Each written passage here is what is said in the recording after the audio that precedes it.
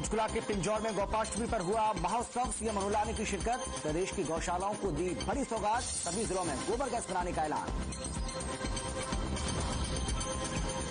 गोपाष्टमी पर प्रदेश की सभी गौशालाओं में हुई गौ माता की पूजा। श्रद्धालुओं की उमड़ी भीड़। गोपाष्टमी के पावन पर्व पर हर खबर की महा कवरेज। सीएम ने खाद को लेकर जिला उपायुक्तों के साथ की बैठक। अधिकारियों को खाद की आपूर्ति सुनिश्चित करने के दिए निर्देश। कृषि मंत्री भी रहे बैठक में मौजूद।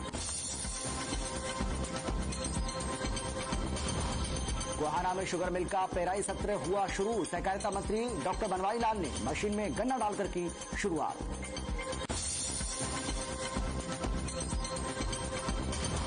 कंडाल में छठ पूजा के दौरान बड़ा हादसा। पश्चिमी यमुना नहर में डूबे 2 लोग। उगते सूरज को देने पहुंचे थे अर्घ। बिहार के रहने वाले थे दोनों।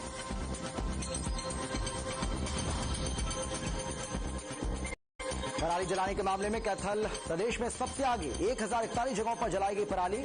जागरूकता अभियान का भी नहीं दिख रहा है असर। और सोनीपत पहलवान निशा हत्या मामले में पुलिस का ऐलान। हत्या आरोपियों पर किया गया 1 लाख रुपए का इनाम घोषित। क्राइम ब्रांच की 4 टीमें कर रही हैं आरोपियों की तलाश।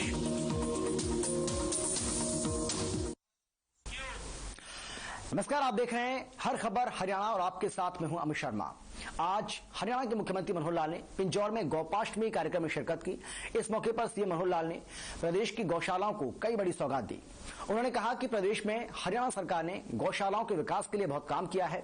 इस मौके पर उन्होंने ये भी कहा कि प्रदेश के 22 जिलों में गोबर गैस प्लांट लगाए जाएंगे। पंचकुला में गौवंश संस्थान के लिए जमीन आवंटित की जाएगी। साथ ही सीएम ने यह भी कहा है कि गाय हमारी माता है। गाय का दूध अमृत के समान है।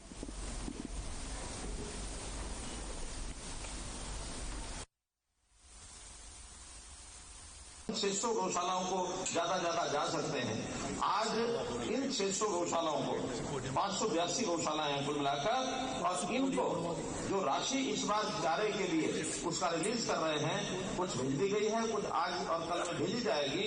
कुल 582 गौशालाओं को 12 करोड़ रुपया ये इनको भेजा जा रहा है, ताकि वो उसमें से हम एक अच्छी राशि देकर के शेष जो 8 करोड़ रुपया और बचा है उसको भी जहां जहां की आवश्यकता होगी।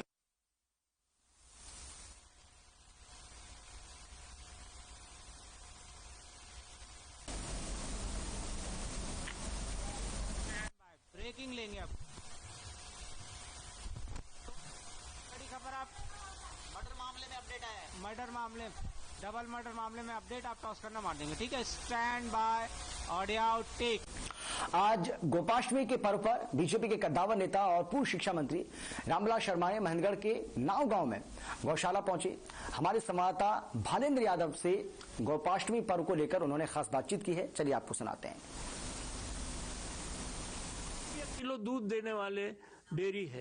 रवि यादव है बुआना में डेयरी चलाई का दूध। आज हिंदुस्तानी गाय का घी पूरी दुनिया में सबसे श्रेष्ठ माना जाता है। महेंद्रगढ़ में मैं कई गौशालाओं में जाता हूँ। हमारे यहाँ 100 रुपया किलो दूध देने वाले डेयरी है। रवि यादव है बुआना में डेयरी चलाता है सरपंच। उसका घी है 2500 रुपया किलो गाय का बिकता है। उसका दूध जो गिर गाय का है 100 रुपया किलो बिकता है। तो आज गाय का महत्व सबको समझ में आने लगा है। गाय हमारा आर्थिक, भाई छोटा जो किसान था बछड़े को छोड़ दिया, आज बछड़े का भी आदर होने लगा है, क्योंकि ट्रैक्टर जो है वो किसान का आर्थिक आधार नहीं बन सकता। गाय का जो बैल है, और आज फिर से पूरी दुनिया ने गाय के, हिंदुस्तानी नस्ल की गाय का दूध का घी का महत्व समझा। दूध आज हिंदुस्तानी गाय का घी। तो रामविलास शर्मा को आप सुन रहे थे, जिन्होंने कहा है कि अब देश और दुनिया गाय के महत्व को समझ रही है, और गोपाष्टमी पर गाय का महत्व कितना है ये हम सभी जानते हैं। आज गाय की सेवा की जाती है, गाय की पूजा अर्चना की जाती है। लोग अपने अपने तरीके से गौ सेवा करते हैं, और इस पर भी यहां पर प्रकाश डाल रहे थे हरियाणा के पूर्व शिक्षा मंत्री रामविलास शर्मा।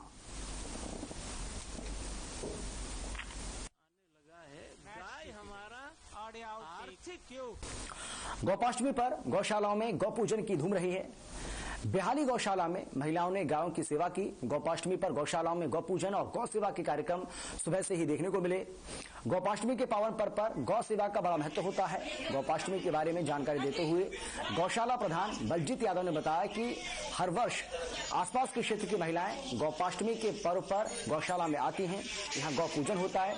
इसके साथ ही गायों को हरा चारा और गुड़ खिलाया जाता है। उन्होंने बताया कि गोपाष्टमी का हिंदू धर्म में बहुत महत्व है और गौ सेवा सबसे बड़ी सेवा है।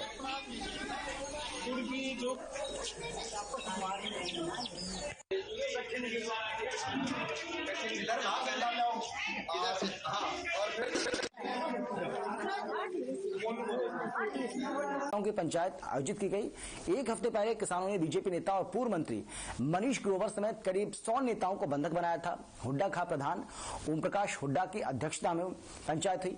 इस पंचायत का मुख्य एजेंडा किसानों पर दर्ज मुकदमे वापस लेने की मांग। इसके साथ ही बीजेपी सांसद अरविंद शर्मा के आंख दिखाने पर आंख निकालने और हाथ दिखाने पर हाथ काटने के बयान पर आपत्ति दर्ज कराई गई।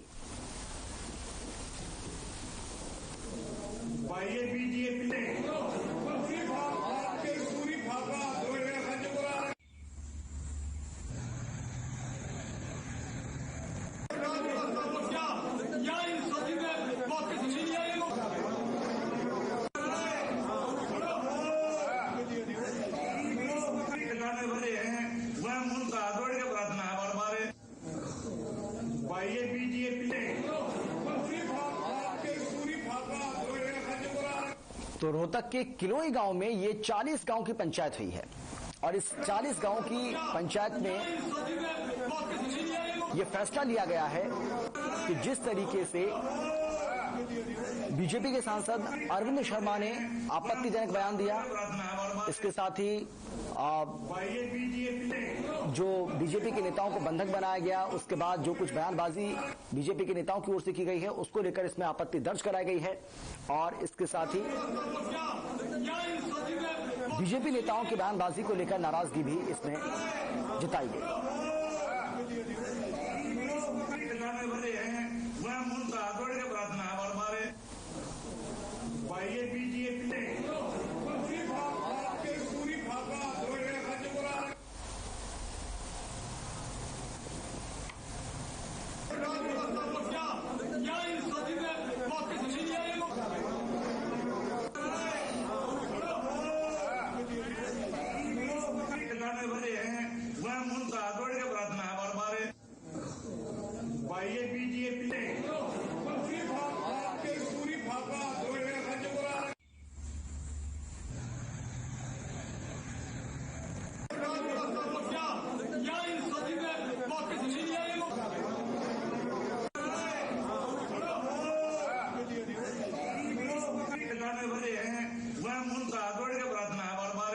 गांव की पंचायत आयोजित की गई है।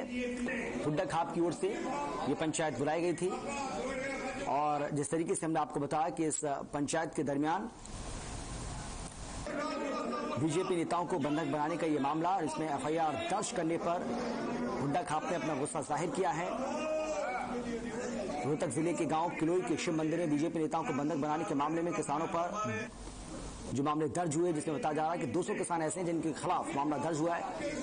उसके बाद आज ये गांव किलोई की 24वीं चौपाल में हुड्डा खाप की 40 गांव की पंचायत हुई। एक हफ्ते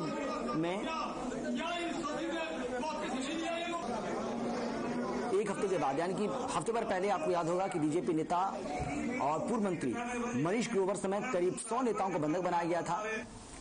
हुड्डा खाप प्रधान ओम प्रकाश हुड्डा की अध्यक्षता में पंचायत हुई है, जिसमें किसानों पर दर्ज मुकदमे वापस लेने की मांग की गई। इसके साथ ही बीजेपी सांसद अरविंद शर्मा के आंख दिखाने पर आंख निकालने और हाथ काटने वाले बयान को लेकर आपत्ति दर्ज कराई है। खाप ने यह भी चेतावनी दी है कि प्रशासन अगर मुकदमे वापस नहीं लेता है तो जो भी उन्हें गिरफ्तार करने आएगा उसको बंधक बना लिया जाएगा। किसी भी गांव में बीजेपी नेताओं को घुसने नहीं दिया जाएगा। यानी कि इस बात का फैसला भी इसमें लिया गया कि किसी भी गांव में बीजेपी के नेताओं को घुसने नहीं दिया जाएगा।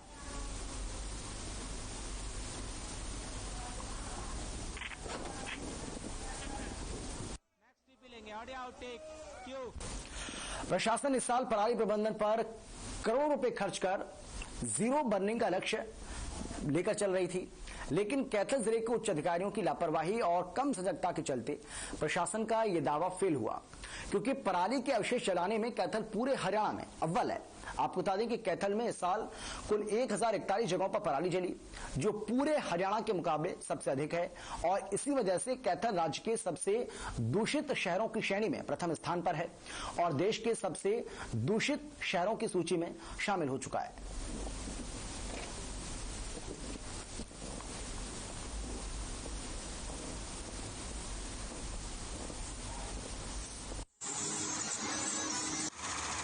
एसडीएम साहब ने, सीडीएम साहब ने, हमने विजिट्स किए।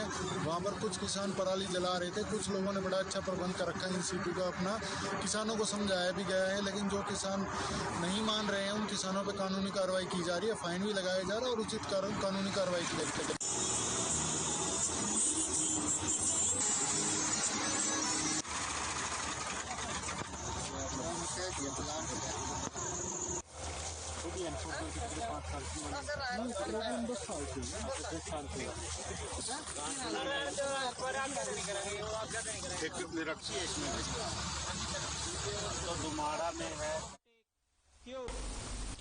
साइबर सिटी गुरुग्राम में बढ़ते प्रदूषण से लोगों का दम घुट रहा है, आंखों में जलन और सांस की बीमारी बढ़ने लगी है। प्रदूषण को रोकने के लिए प्रभावी कदम नहीं उठाए जाने के चलते इसका स्तर लगातार बढ़ रहा है। आपको बता दें कि पराली के साथ साथ सड़कों पर वाहनों से उड़ती धूल, धुआं और कई जगहों पर कूड़े का जलाना भी काफी हद तक इसके लिए जिम्मेदार है।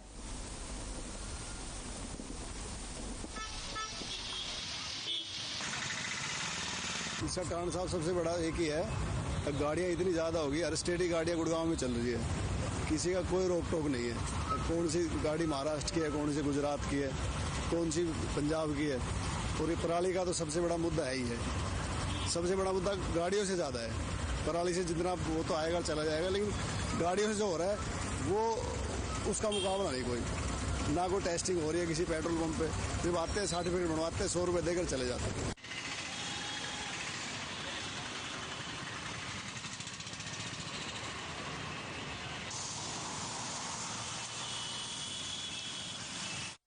कि AQI यानी कि एयर क्वालिटी इंडेक्स यहां पर 400 के आंकड़े को पार कर चुका है और गैस चैम्बर में साइबर सिटी तब्दील होती हुई नजर आ रही है।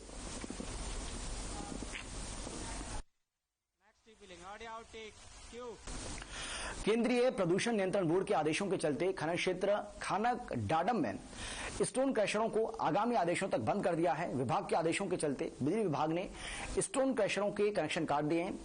क्रशरों के बंद होने से निर्माण कार्यों में कमी आ सकती है और साथ ही आपको बता दें कि निर्माण सामग्री भी महंगी होने के पूरे आसार बन गए हैं। तोशाम के एसडीएम और थाना प्रभारी के साथ मिलकर क्रशरों की जांच की जा रही है।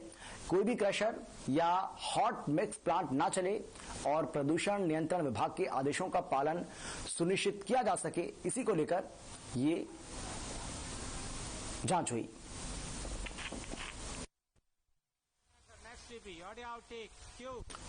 पडोल शहर थाना क्षेत्र के LNT के पास के ढाबे पर बर्तन साफ करने वाले 45 साल के व्यक्ति के सिर पर कांच की बोतल से हमला कर उसकी हत्या कर दी गई।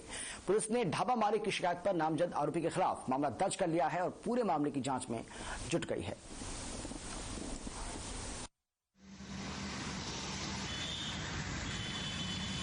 अमोत्रा पलवल रोड के ऊपर एक सनी ढाबा है जिसके मालिक हैं परवीन कुमार वासुदेव।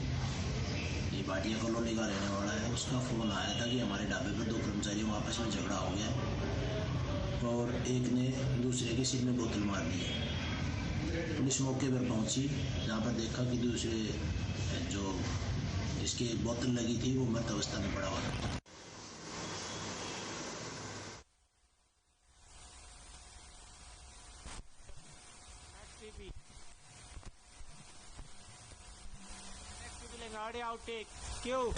भवानीखेड़ा नगर पालिका प्रधान के खिलाफ 10 पार्षदों ने करीब 2 हफ्ते पहले भ्रष्टाचार के आरोप लगाते हुए डीसी को अविश्वास प्रस्ताव सौंपा था, जिसे लेकर डीसी ने 12 नवंबर को अपना बहुमत सिद्ध करने के लिए पार्षदों को वोटिंग करने के लिए कहा था, जिसे लेकर 12 नवंबर को डीसी के सामने वोटिंग होनी है। ये वोटिंग तय करेगी कि मौजूदा प्रधान अपनी कुर्सी पर बने रहेंगे या फिर दूसरे गुट को नया प्रधान चुना जाएगा। यानी कि दूसरे गुट का नया प्रधान चुना जाएगा। 12 नवंबर को जो वोटिंग होगी इसमें ये साफ हो जाएगा।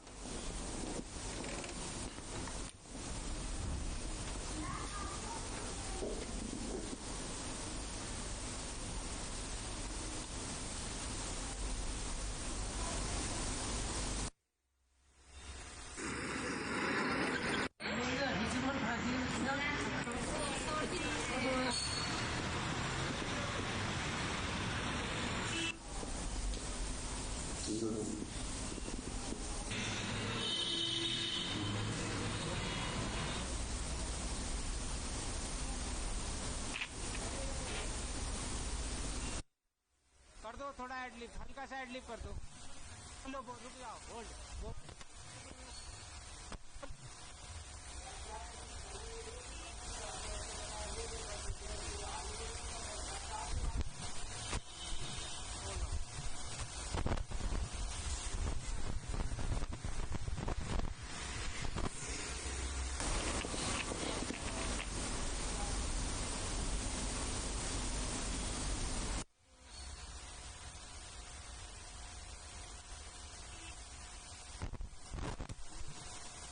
बाय नेक्स्ट टीपी लेंगे, लग रही है।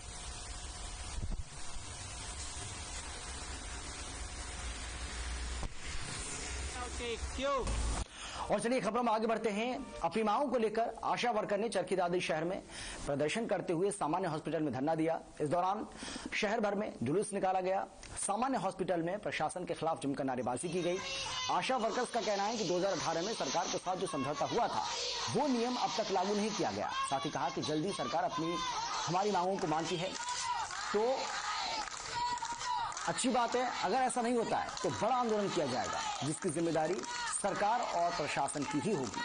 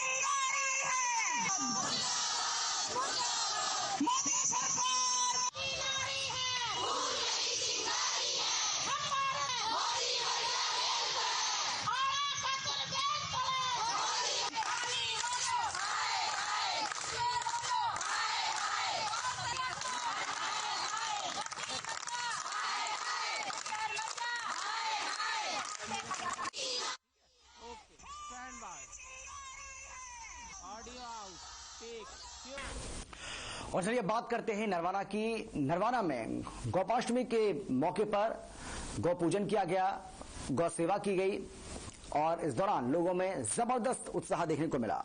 नरवाना की श्री राधेश्याम गौशाला में आज गोपाष्टमी के मौके पर हर्षोल्लास देखा गया। दिल्ली सहकारी आवास वित्त निगम दिल्ली सरकार के चेयरमैन राजेश गोयल और उनकी धर्मपत्नी श्रीमती विमलेश गोयल ने इस कार्यक्रम में विशेष रूप से शिरकत की। राजेश गोयल गौशाला के भी चेयरमैन हैं। उन्होंने अपनी धर्मपत्नी के साथ मंत्रोच्चारण के बीच गौ माता की पूजा अर्चना की। इस मौके पर काफी संख्या में लोग गौशाला पहुंचे और गौ माता को चारा खिलाकर गाय की पूजा अर्चना की। सिख धर्म के लोग भी गौशाला पहुंचे और कार्यक्रम में शिरकत की।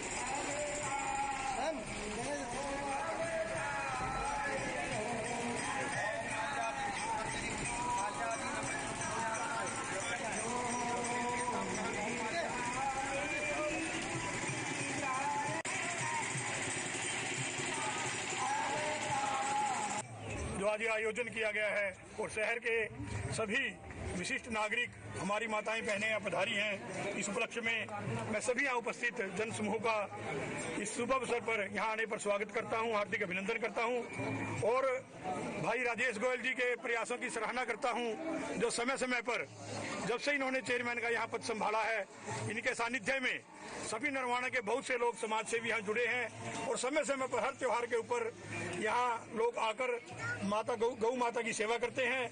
और कोई भी आज ये नई परंपरा जो यहाँ शुरू की गई है, वे हमारे किसी भी साथी का बच्चे का जन्मदिन हो, मैरिज एनिवर्सरी हो और कोई पारिवारिक फंक्शन हो, उस दिन यहाँ आकर सुबह गौ माता की पूजा करके और गौ माता को चारा डालकर यहाँ जो मनाने का ये भाई राजेश के प्रयासों से ये जो कार्य शुरू हुआ है।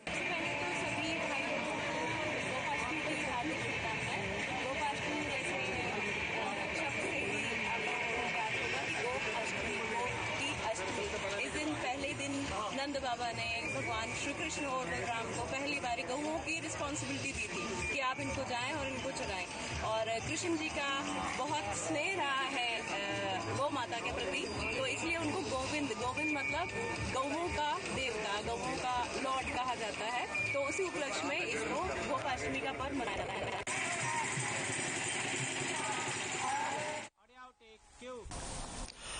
और अभी बात हम नरवाना की ही करेंगे, क्योंकि नरवाना में छठ पूजा का पर्व भी बड़े हर्षोल्लास के साथ मनाया गया। भारी उत्साह लोगों में यहाँ पर देखने को मिला। खासतौर पर अगर हम महिलाओं की बात करें, जिन महिलाओं ने व्रत रखा हुआ था, व्रती महिलाओं ने भी जबरदस्त उत्साह इस दौरान देखा गया। ये नरवाना की तस्वीर आपको हम दिखा रहे हैं, जहां पर छठ पूजा का पर्व पूरे हर्षोल्लास और धूमधाम के साथ मनाया गया। यहां जींद रोड पर सिरसा ब्रांच नहर के घाट पर भारी तादाद में लोग इकट्ठा हुए। पहले शाम के समय छिपते सूर्य को अर्घ्य दिया गया और वीरवार सुबह उगते सूर्य को अर्घ्य देकर विधिवत रूप से पूजा अर्चना की गई। लोगों ने छठ पूजा उत्सव मनाया। नरवाना में पिछले 15 सालों से लगातार छठ पूजा सेवा समिति सिरसा ब्रांच नहर के घाट पर छठ पूजा उत्सव का आयोजन करती है और हर साल होने वाले इस कार्यक्रम में नरवाना में रहने वाले बिहार के लोगों की ओर से छठ पूजा का उत्सव मनाया जाता है।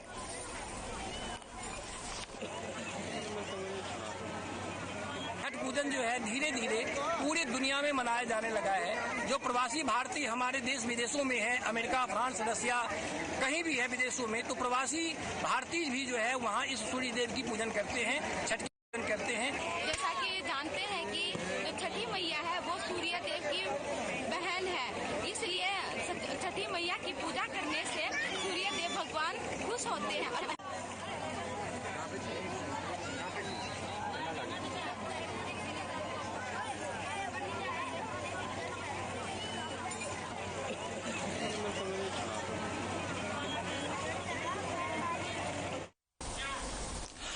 थानेसर के विधायक सुभाष सुधा का कहना है कि कोरोना काल में जो विकास कार्य थोड़े धीमे पड़ गए थे, अब उन विकास कार्यों को रफ्तार दी जा रही है। सड़कों का जाल बिछाया जा रहा है क्षेत्र के अंदर।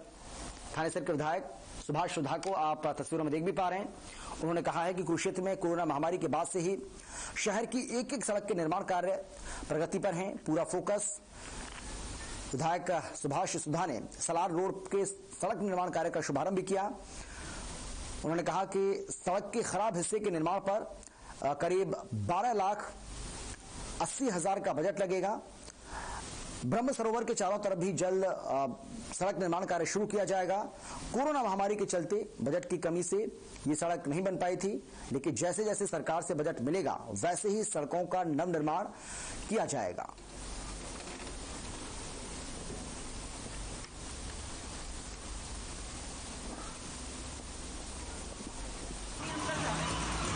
आज ई टेंडरिंग सिस्टम है। ई टेंडरिंग सिस्टम के तहत कोई भी ठेकेदार अपना टेंडर भर सकता है। जब टेंडर भरता है तो उसके बाद कैसा आता है, तो अच्छा ठेकेदार आया, भाड़ा आया, उसमें हम क्या करते हैं, तो उसके लिए हमने अभी यहाँ पे जो पिपली रोड की बात हो रही है, पिपली रोड से लेकर और आकर्षण चौक तक हमारे को ठेकेदार से बुला के हमारे एक्शन थे ऐसे थे, उसने कहा 30 तारीख तक दोनों साइड में कंप्लीट कर दूंगा।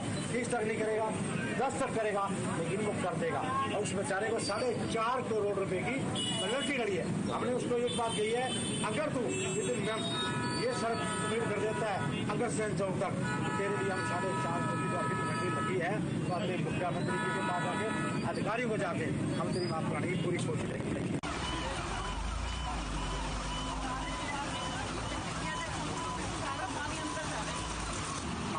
तो सुना जिनका कहना है कि सड़क निर्माण का जो कार्य है वो लगातार प्रगति पर है और इसमें 12 लाख रुपए 80,000 का जो बजट है वो लगेगा, यानी कि 12,80,000 रुपए की लागत इसमें आएगी।